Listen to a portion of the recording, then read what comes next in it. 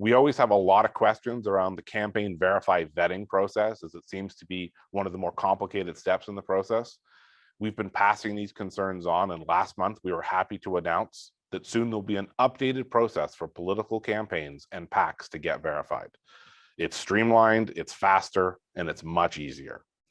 John and Stefan will explain the details to us in a little bit, but soon you'll be able to complete the whole process right inside the Peerly platform without having to sign up for Campaign Verify separately as you currently do.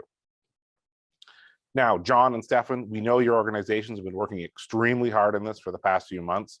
Stefan's going to be joining us in a little bit, but John, I want to pass the call over to you so you can take us through the improvements that this is going to mean for political campaign vetting and hopefully ease some of the pain points that have been happening, as well as just a general update from Aegis on how the 10DLC process is going for you. Sure. Thank you, Dan. So we are happy to announce that as of the end of April, we were able to launch integrated political verification within the registration platform.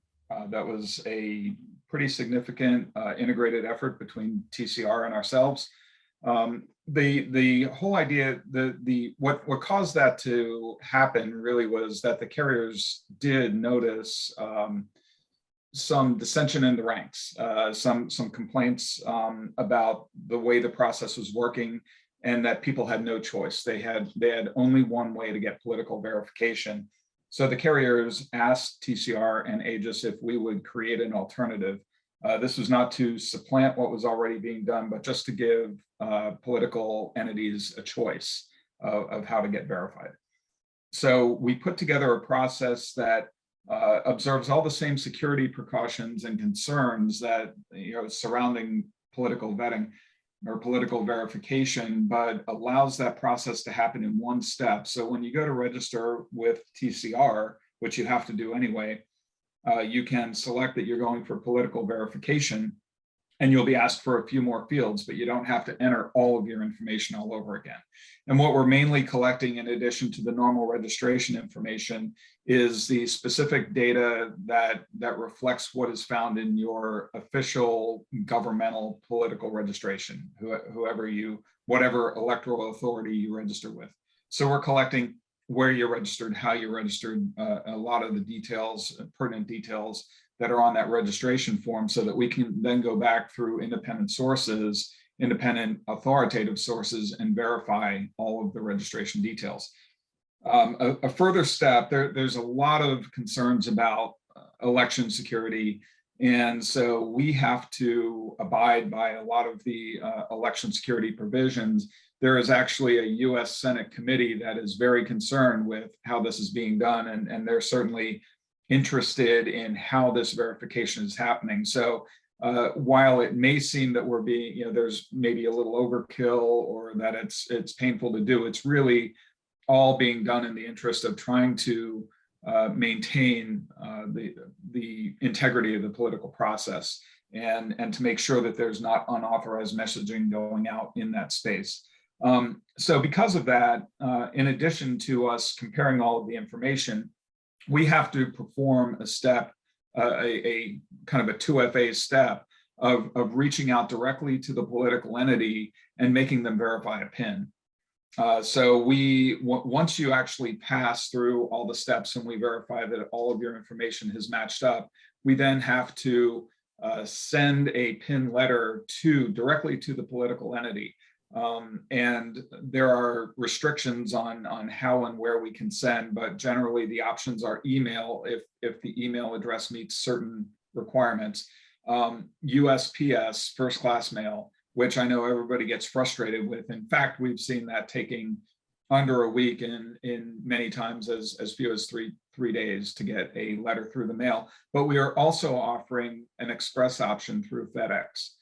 So you can get an overnight FedEx of your PIN verification letter. The step that some entities so far have not quite grasped is that their political verification isn't complete until they complete the PIN verification process. So the way we have implemented that, and I think it's fairly consistent with the way Campaign Verify has done it, is that you receive a letter through one of those methods, and that letter gives you the instructions of how to log in and verify your PIN. Specifically, we provide both a URL, a web URL for you to visit to do the PIN verification, and we also provide a QR code if you prefer to do that. So you can do this from your mobile device, and you don't have to enter in a lot of extra information, but you will still have to enter your PIN. And then once that is verified in the background, we automatically upgrade your status to verified for political. In the event there are issues, we will provide feedback back through the registry interface, and we provide them with information about what had problems. Now, we have the ability to make minor corrections. If you have typos in there, things like that, we have the ability to log minor corrections to the information. But if there are significant things that it simply doesn't match, we're looking for corrections. And so we have implemented 2 processes to allow you to resolve those. You can, if you feel that all the information is indeed correct and we missed something, you always have the ability to appeal for free. And you can do that. TCR provides mechanisms for you to do that. Right now, I believe they'll have you reach out to us through our appeals email, and we're in the process of putting something into the system that will allow you to click a button to do the same. But if you have questions about why there was a problem, why there was a failure, there is always the opportunity to reach out and get further clarification to what those messages that came back mean.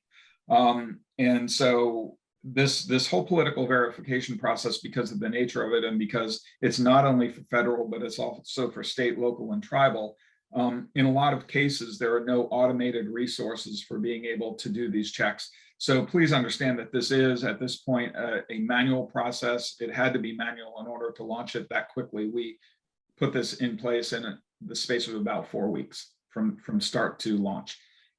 So it was a very quick process. We are working on the ability to automate pieces of it to make turnaround a little bit quicker and to handle higher volumes. That every time we touch the record, it is labor on our part, and we're staffing up and doing all of the technology as well to try to make it faster, smoother, and easier. I'll be happy to entertain any questions on the process.